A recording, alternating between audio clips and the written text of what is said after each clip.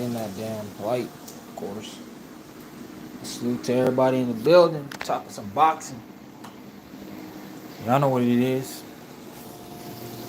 Try to get some dinner ready for these kids. You know how that go, man. But yo, shout out to Shakur Stevenson and the whole last crescendo card. 340,000 pay-per-view buys. How y'all feel about that, man? How we looking at that? That good move? Is that why Turkey Al Sheik leaving boxing though? Because the last crescendo, I thought that card was gonna do way more buys, yo. But I mean, it is what it is. Um, I'm not really one of those people that look at numbers and be like, yo, man, that was a failed event. You know, I mean, Turkey Al Sheik's made it very clear. He's kind of here to take time with it, right? He's here to take time with boxing, do his thing. I don't think Turkey Al Sheik is trying to hit everything out the park, you know what I'm saying? I think he's literally building the sport. So 340,000 pay-per-view buys. Shout out to Shakur Stevenson. He was a part of that. Um, some people, I shouldn't say some people, but a lot of people in boxing literally have this whole thing that like nobody knows Arthur Beterbiev or Bivol, which is fucking nuts. But I think all the hardcores know who those guys are. I think all the hardcore fans appreciate Bivol and Beterbiev, both of them. So I mean, I think Daniel Dubois, Joseph Parker, I think that was a big anticipated fight. I think the whole Schofield situation, like what was going on there, I think people were intrigued for that too, to see if he would actually get in the ring. So there's a lot of things that were going on that fight week, man. Let's go to the game. Shoot, there's a lot of things going on, and I don't know if y'all can hear me. I got my headset on. I'm trying to cook some fried rice, bro. I don't know. Yeah, there was a lot going on. And shout out to Tech Dumb Dad in the building. What's going on, brother? Shout out to my guy Oscar. Always supporting the channel. What you guys doing? Where's the Rozeki interview? Yeah, man. He hit me up this morning. I think he had problems last night. He said he's gonna message me today.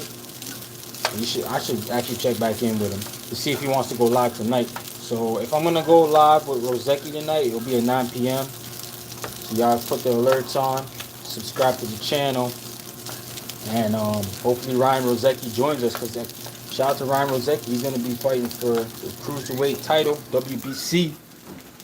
And yeah, man, I want to see him do well. Cause when the Canadians do well, it helps the whole sport. It helps all of us, man. Helps all of us up here. But damn, there ain't no soy sauce in this fridge. That could be a problem. But yeah, basically, he beats Jack. Now I think he beats Badu Jack. Like, shout out to Badu Jack. But Badu Jack's been out the ring for like almost 2 years. I don't even know if Badu Jack. Like, he's pretty old too. And Badu Jack, the problem with Badu Jack, he's been in a bunch of wars, man. We saw him in that bloody war with Marcus Brown. And then Adonis Stevenson, they fought to a draw. And Badu Jack is a warrior, man. And I just think he might be, what I'm saying? He might be trying to get a check. Let's be honest here. I mean, it's a Saudi bag. Why not come in and try to see if you can get one? I mean, if he wins, who knows? Maybe Badu Jack might get a Canelo fight. That's why I hope Ryan Rozeki wins, because Badu Jack could spoil that Crawford Canelo party. Canelo could say, I'm gonna try to jump to cruiserweight and win a title against Badu Jack for some money. And I don't like that. Yeah, man, but who y'all got this weekend? I mean, we talked about a bit of it last night, but I didn't notice that David Adelaide was fighting on that Joe Joyce and Philip Herkovich card. And Jalilov is fighting too. I didn't even know that either. He fighting on the Janabek card. Like, oh man, yo, what y'all think about Jalilov? Because Jalilov beat Fresh Garza pepper flakes. Combine all those, simmer it down, sauce it up. Yeah, bro. I got the red peppers. Definitely got all that, man. The garlic's in here too. I even fried up an egg. Put a little bit of egg in the fried rice. But yeah, Thomas Hill. Yeah, yeah. Put a little egg in the fried rice. But man, I need that soy sauce. I might have to tell wifey to pick that up, man. Cause soy. This ain't fried rice ain't gonna work without no soy sauce. I may just be missing it though, cause we moved into this house in December. So when you move, everything's different, bro. But yeah, definitely excited to see Richard Torres in the main event. I spoke about it a bit on the Boxing Voice this morning. Um, Torres Jr., his dad, Torres Sr., and my dad, they fought in the amateurs. So shout out to, what I'm saying? Shout out to Torres, man. I hope he gets the dub, man. He's a little. Oh, you ate your pogo? Shout out to you, bro. Yeah, man. So shout out to Torres Jr., man. I hope he can get the win over Guido. And Guido is a tough fighter, man. Guido's been in some tough fights. I think Guido, we would rather see Richard Torres fight the guys Guido fought, right? Like Ajagba, Arsenbag, matter, and he had I guess Curtis Harper. They both fought Curtis Harper. Yeah, yeah. I guess so, man. Oh, the teriyaki. Oh man. Nah, I think I got some teriyaki sauce around here somewhere. So like that's why I'm not too concerned, Thomas Help. I don't have the soy sauce. And, we get the teriyaki, like my man Drizzy said, the noodles and teriyaki. But I got the fried rice. But yeah, man. I think, boxing. I'm so excited to be in the creator space right now because the sport's really taking to a whole new level, man. I feel like we reaching a golden era in boxing again. And I know some people think that's a stretch, but bro, you gotta look at May. Just look at May. You got the ring event. Shoot, it kind of starts at the end of April with Eubank and Ben. Those the names aren't big. The fight is huge. The fight is massive.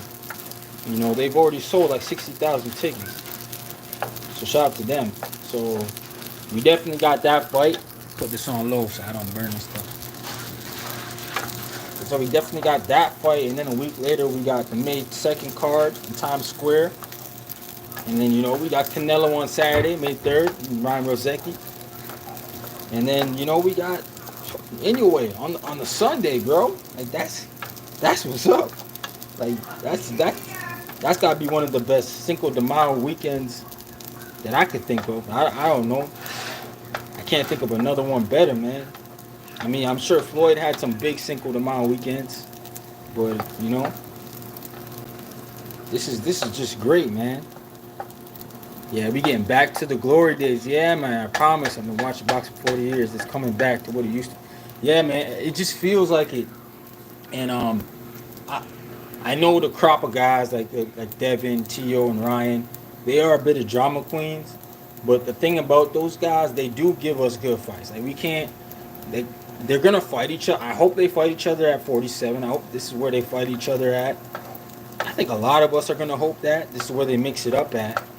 But think about it. Every division those guys go into, they make it exciting. They find a way to make it something. Even if they don't fight each other, there's drama. Like, what I'm saying? Like George Kambosos beating Tio. That was huge. No, it sucked for Tio, but that was huge for Devin Haney because Devin Haney went on to be undisputed. So kind of cheated us out the Devin Haney-Tio fight for all the marbles. But, what I'm saying? Teofimo Lopez moves up and gets the better win than Devin Haney did at 40. Let's be honest here. Josh Taylor did beat Regis Prograis back in the day in the Super 6 tournament. So, I mean, we kind of dub him above Regis Prograis. So, I just think like 147, yeah, even with Spence and Crawford, and then they left, and then we thought that Sean Porter retired, Danny Garcia left the division. Even Keith Thurman's gone. We really thought 47 was going to be a dead division.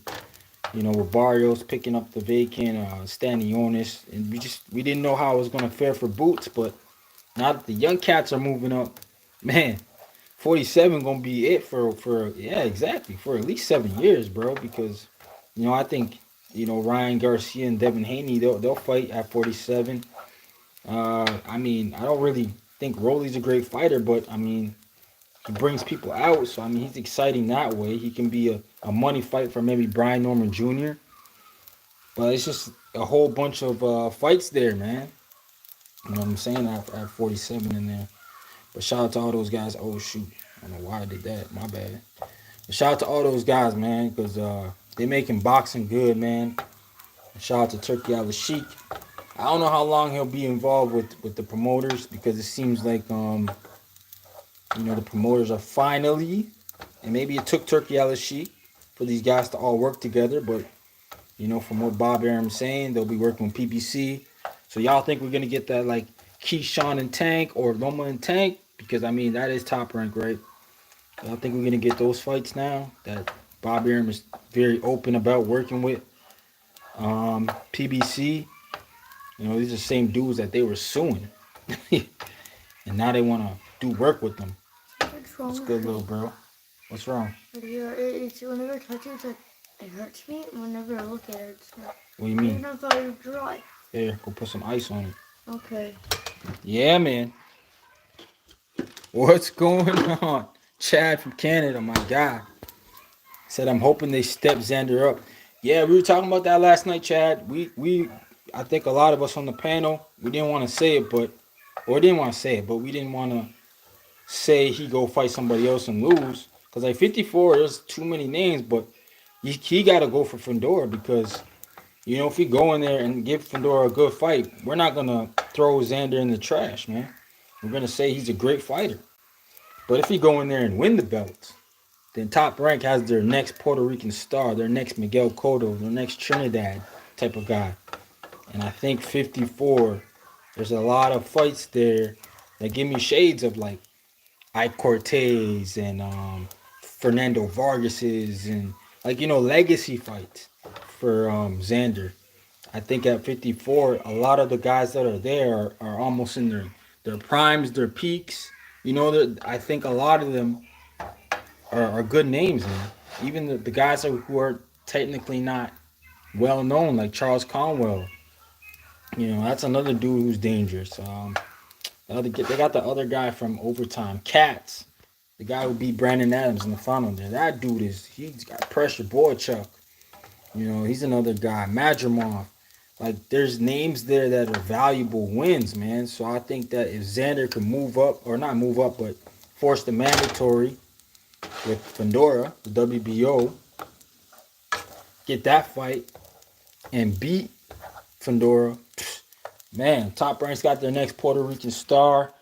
They can laugh at all of us because, a lot of people were wondering why Top Rank signed Xander so young, and it looks like a genius move if he can get that win over Fundora, get a couple good defenses, and then Xander will be, and now you start having some Puerto Rican versus Mexico, like Virgil Ortiz versus Xander. That's a definitely a Vegas fight. I just think that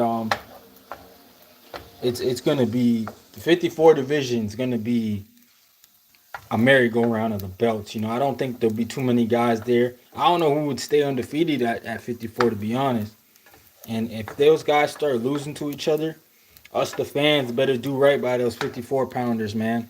You better do right by them and not force them to fight, but applaud them for getting in the ring for the big fights so that they can go back and take them same risk. Because I don't want a bunch of those guys take some losses at 54 and then think that they got to go up to 60, because technically 60 is the dead division. 54 is full of sharks. 47 is becoming popular again, that popular division. So, I mean, shout out to boxing, man. We coming into some good matchups. The promoters, a lot of them moving over to the zone. So we're going to be on one platform eventually. I think so. You know, I think PBC needs to move over there, and we'll be good, man. Yeah, hold on one second, man. My daughter gotta eat.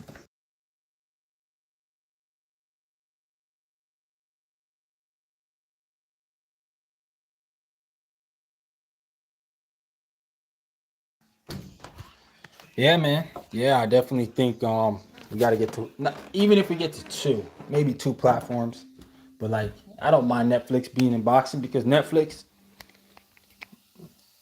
got any bets? Yeah, I do, man. I got some bets. Yeah, I'm gonna drop them tomorrow for sure. Shout out to the betting crew. You had a good month, man.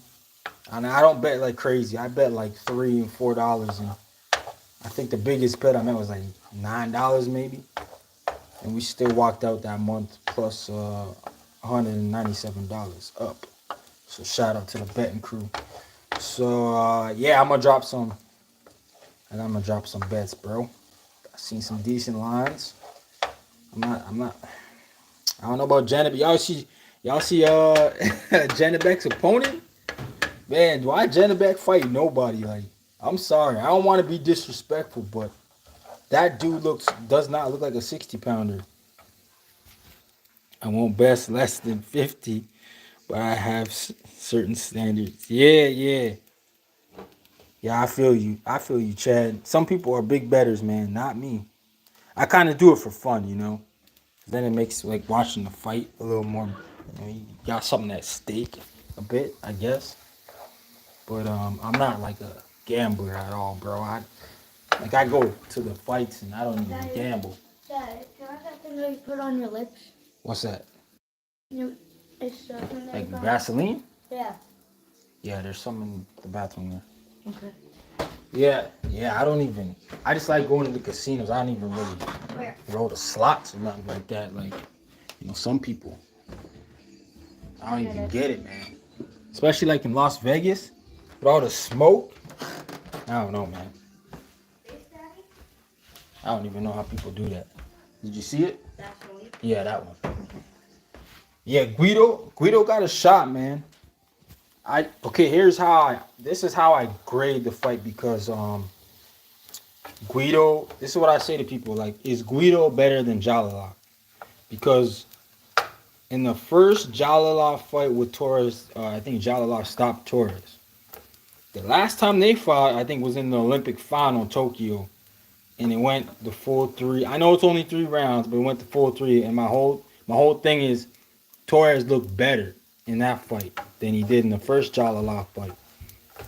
So I say that to say, you know, Torres has been in there with a bigger, elite, better fighter than Guido. Because I think Jalala is way better than Guido. You know, I just don't know why they don't push him in the pros. You know, he seems like he's loved the amateurs. So, like I said, I think the height's not going to be a problem. And I don't think the power is going to be a problem. Because this guy took punches from Jalala twice. So I think this time around, Richard Torres, I think he's going to pull Guido into deep waters. I don't think he's going to stop him. I just think he's going to outwork him. You know, I think this is going to be a close fight. This is obviously Torres' first main event, so we're going to see if brights are too light. But I think in the beginning of the fight, you know, he'll feel out Guido's power. And mid fight, back half, we'll see him start to push the pace, use his feet. And I like Guido, man. He looked good in his last fight. But I don't think that he'll be able to keep up with Richard Torres' pace. I think the pace will be pushed by Torres. And I think that's where Guido's going to get in trouble. Going to get cracked a few times. And I think he's going to gas out, man. Gas out down the fight. But I think it'll be a close fight. I think it'll be a good fight. He said I rarely bet. Oh, okay. Oh, Chad rarely bets. Okay, I feel you, bro. Yeah, man. Not a crazy betting man myself either. Check that. Say Guido can crack. We will definitely know about Torres' chin. Yeah, that's the problem with Torres, right? He hasn't been in the ring with great opposition, so it's like, what are you really? What are you? Tech Dumb Dad said I haven't placed a bet since the last two Wilder fights, but I got the bag both times. Okay. Saying you went for Fury. You don't think Fury had those egg weights though? Nah, I'm joking, man. I'm playing, man. That was what a time to be alive moment. That's what that was. I couldn't believe people actually said that, and then like, made videos about it too. Like that was crazy. But yeah, shout out to Deontay Wilder. He's coming back, so I mean, I'm with it. If he with it, as long as Wilder doesn't do any of that spinner stuff that he was doing, and he don't take the game as a joke, and he come back and he actually takes multiple tune-ups, I think he can do something, man. I think Wilder can do something. I think he can get back to a point where we think, oh shoot, he might be able to beat Joshua. We need to see how Anthony Joshua is, man. Anthony Joshua is one of those guys who kind of benefited from matchmaking his last couple fights before the Dubois fight. When I look at it from a spectrum thing, like, cause he fought Helenius. Well, I'm sure Helenius was stopped by Wilder the fight before that, and then he fought. I don't know if he fought Jermaine Franklin after that. He fought somebody else after that, and then he fought Ngannou. No, he fought Wallin. Yeah, him and Wilder were supposed to win on that Day of Reckoning card to set up their fight. And Wilder lost to Parker, and Joshua beat Wallin. And then he fought Ngannou. Obviously, Ngannou coming off taking Fury to the full round. So a lot of people thought that, Ngannou gonna beat Joshua, and for whatever reason, the WBC, this is crazy. They ranked Ngannou in the top 10, and he had a loss. He had 0 wins, man. Like, this is how you gotta know and understand that boxing's corrupt, man. That dude didn't even get a win, and he was ranked top 10. Like, that's just stupid. The wife and I are going to the Wilder fight. We live close. Yeah, I feel you, bro. It's probably gonna be good up in there too, because I don't know too many fights that are going on in Kansas, so I'm sure a lot of people will make the trip. It's in the Midwest, so maybe from Chicago. I don't know how far that is, but yeah, I'm sure a lot of people will make the trip. Yeah, Wallin. Yeah, that's why they thought he was a good opponent. But I thought he was too, to be honest. I'm gonna be honest, take that, because he did cut Fury, but then I just realized, man, like Fury kind of like Tio in a way. Like he mid in them fights that he's supposed to be destroying dudes. He was like that with Ngannou. Like, he should have just put Ngannou out, and somehow Francis put him on his ass. But hey, that's what happens when you go in there, start playing around with guys. And Fury in the first fight with Usyk, I thought he probably thought that first fight was gonna be a breeze. And shout out to Usyk, man, because Usyk was hurt in that fight too. I think he was hurt a bit, but he weathered the storm. He came out one, so shout out to Usyk. But Fury, yeah, he always fights down. Exactly. Yep. Yeah. But the problem with Fury that's different than Tio is, like, Fury actually has a real fan base that loves him. Tio don't, bro. Tio's still trying to get his fan base. So Tio's still trying to get his fan base going. Oh shit. I don't know if I can do that. We'll try. Oh, it's gonna fuck up. Oh well. Tio trying to get his fan base going. And yeah, man. It's just not working out. There we go. Shout out to all the fellas out there taking care of the house, man. Shout out to my wife. She at work today. I gotta work this weekend though, but that's what we do. We share responsibilities. You know, honestly, she doesn't even need to work, but she want to. So who am I to say stay home?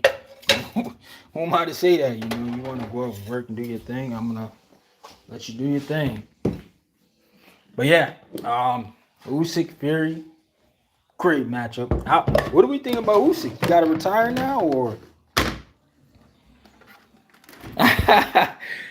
Shoot, man. How long have I been married? I've been married for 8 years now. Yeah. Yeah, it's been a good ride, actually. Shout out to my wife. Met her in college. I was on a college basketball team. And, yeah, it's been good ever since. Well, obviously, I don't know if there's any cats out there. Oh, he's been married for 30. Okay, so, yeah, I ain't going to say nothing that you don't know, but I just say anybody out there who's newly married, man, just make sure you communicate with your partner, because real talk, your partner should always have your back.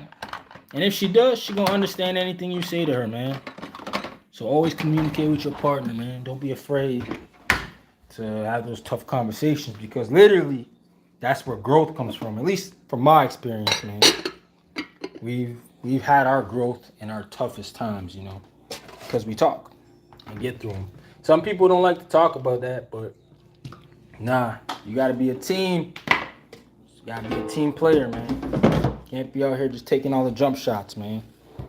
You got to be a team player. Yep, compromise. Exactly, bro. Exactly. But yeah, I like Usyk, man. I hope Usyk can get another fight or two of good ones. I don't even know how much more he needs to do in the sport. Like, he beat the guy who Tim Bradley was saying might be the best heavyweight ever. Like, bro, what? Yeah. And then turned around and said Usyk not even an all-time great. Like, Tim Bradley's just crazy for that.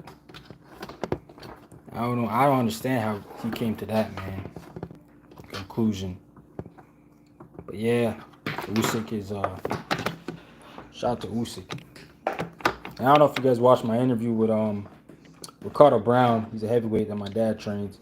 He was invited to the first Usyk Fury fight camp, and he got the most rounds with Usyk because he's 6'7", so he kind of models exactly Tyson Fury. Big guy, and he was just blown away by like how down to earth Usyk was. Like, you know, sometimes you go in these camps, and quite literally, the coaching staff will tell the sparring partners, like, oh, don't get in the way of the fighter. Like, don't get his focus off. You know, stay away from him, give him his space.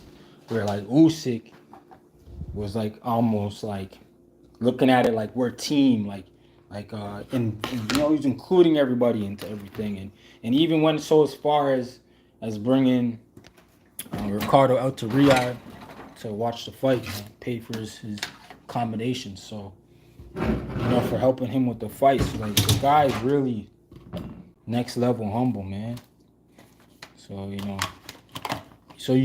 got to know and understand that when Usyk wanted to fight Fury, you know, before Turki Al-Sheikh arrived, and he couldn't get that because of the money.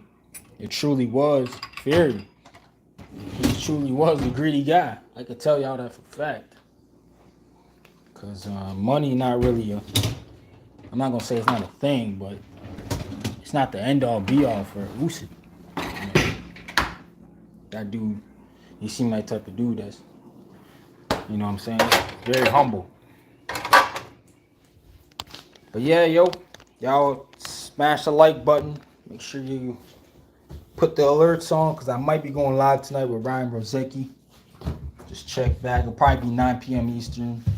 What's good, Warlock Boxing?